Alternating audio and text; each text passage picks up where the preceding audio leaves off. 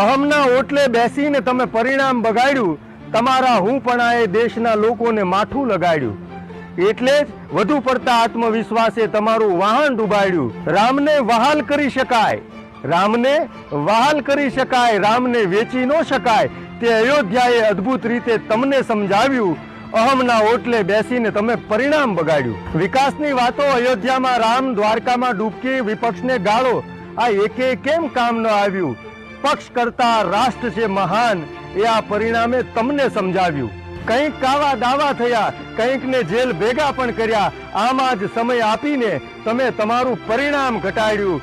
અહમના ઓટલે બેસીને તમે પરિણામ બગાડ્યું. કર્મનિષ્ઠ કાર્યકરોને કારણે દેશમાં સફળતાનું તોફાન સર્જાયું.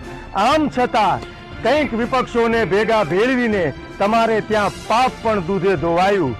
ધ્યાનમાં બેસવા છતાં પરિણામ માટે કેમ બે ધ્યાન થવાયું?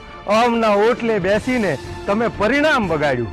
બહુમત અને ટેકામાં બહુ મોટો ફેર છે, એ હવે તમને બહુ મોડું સમજાયું. અહમના ઓટલે બેસીને તમે પરિણામ બગાડ્યું.